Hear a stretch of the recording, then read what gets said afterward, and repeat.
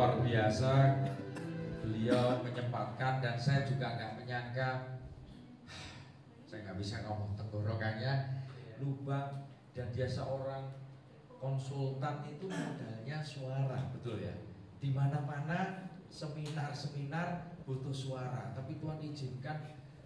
Jadi saya ambil satu ayat tadi, jika di dalam kelemahanmu kuasa Tuhan sempurna. Jadi Bapak Ibu Opa Oma yang terkasih, kita pasti punya kelemahan, betul? Karena kita manusia nggak sempurna. Nah, kita belajar dari Ibu Dokter Leong Pitlin ini, ya 3 tahun dia nggak bisa apa 2 tahun bahkan suaranya hilang. Ya, saya mau tanya sedikit tadi, yang buat bangkit, yang tiba-tiba suara muncul, sebelum suara itu muncul, apa yang Dokter Leong Pitlin lakukan? Peristiwa itu kan tiba-tiba suara muncul. Sebelum suara muncul, mohon maaf, apakah doa Tuhan, gimana kerjaan saya? Saya seorang konsultan, saya seorang pembicara, ya kan? Lalu bagaimana? Kita ada nggak? Saya tanya sedikit sebelum kita tutup. Oke. Dalam keadaan saya sakit, walaupun sakitnya sudah menyebar kemana-mana dan nyerinya luar biasa, terus terang saya tidak pernah bertanya pada Tuhan, kenapa? Karena saya tahu saya sakit karena saya punya ulah. Saya kerjanya terlalu giat dan saya bukan porsir ya, saya workaholic ya. Dan juga kalau udah kerja saya lupa makan dan nggak ngantuk-ngantuk. Nah, itu akibat dari sana. Jadi saya tidak ada suara, ya udah nikmati aja. Saya beli buku, saya tulis. Kalau sekarang kita pakai, ya kan? Itu yang saya lakukan. Tiba-tiba ada suara. Ya, dan setelah sekian puluh tahun lewat, ada rencana Tuhan. Saya pikir ya, justru saya pikir Tuhan sayang saya, kasih saya kelemahan ini supaya saya tuh terus melayani. Amin, terima kasih. Ini yang saya tunggu tadi ya Bapak Ibu. Jadi ada suatu peristiwa titik balik. Nah, apa yang dikerjakan beliau? Dia diam, dia nggak menyalahkan Tuhan, betul? Dan dia sadar itu pasti ada campur tangan Roh Kudus. Waktu itu belum percaya Tuhan ya. Oh sudah, tapi belum sungguh-sungguh ya. Nah, iya. Jadi diizinkan bagaimana? Mungkin ini masa depan saya udah surat hancur semua, betul nggak? Suara itu kan atau seorang penyanyi lah, ya.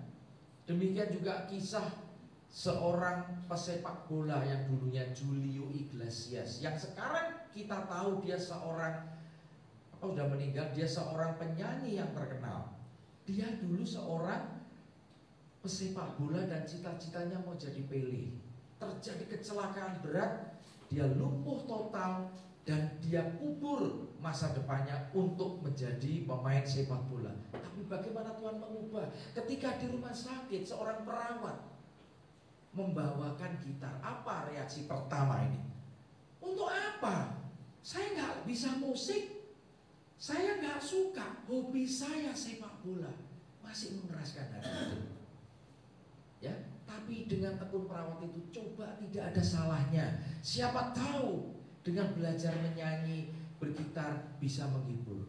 Dan lihat siapa dia, Julio Iglesias, 10 penyanyi yang albumnya paling laris di dunia, termasuk 10 besar. Nah, demikian juga saya percaya Ibu Dokter Pitlin, dengan diberikan kesempatan suaranya dikembalikan, meskipun saya lihat tadi dengan agak susah payah ya untuk ngomong, tapi semangatnya Bapak Ibu Bapak nggak pernah kendor.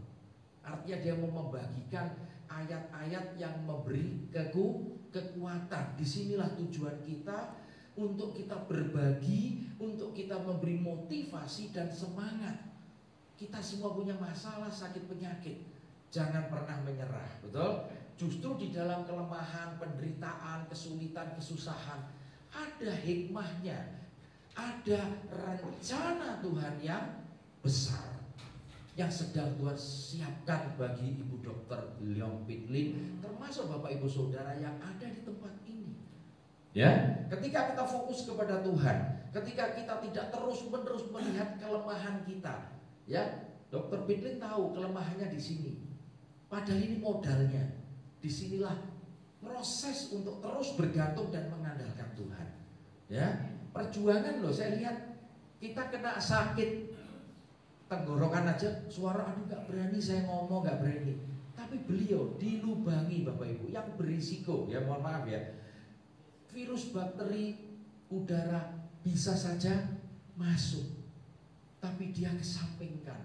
Ya, saya terima kasih pelayanannya udah menyempatkan datang di tempat ini. Ya, saya nggak ngerti kalau kondisinya sampai seperti ini. Ya, mari ini menjadikan motivasi kita semua bahwa di dalam kekurangan, kelemahan, keterbatasan kita, kuasa Tuhan yang menyempurnakan dan memampukan kita untuk menyelesaikan setiap pertandingan iman dan pekerjaan dan tugas yang Tuhan sudah berikan untuk kita berhasil selesaikan. Ya, amin. Sekali lagi kita beri tepuk tangan apresiasi kepada Ibu Dr. Pitlin. Ya, luar biasa. 28 tahun, 27 tahun sejak bisa ngomong, terus seminar demi seminar. Kalau saya lihat ya, brosurnya nggak pernah berhenti. 1 minggu berapa kali? Hampir tiap hari. Bayangin, hampir tiap hari dia melakukan seminar dengan kondisi yang seperti ini Bapak Ibu. Ya, jadi ini kita jadikan pelajaran. Dan hari ini kita juga ada sumbangan ucapan terima kasih dari Erwin, ya, dan istrinya ada di sini ya, mana Erwin? Oh iya, Kina juga, ya, Bu Ratna. Ya, terima kasih bisa bergabung di tempat ini. Nanti ada waktunya Erwin udah janji ke saya untuk memberi kesaksian bagaimana dahsyatnya Tuhan di dalam kehidupan dia. Ya, tapi nanti ya, siap semua tampil di sini. Ya, tidak ada yang mustahil bagi Tuhan. Oke, amin. Kita nyanyi satu lagu.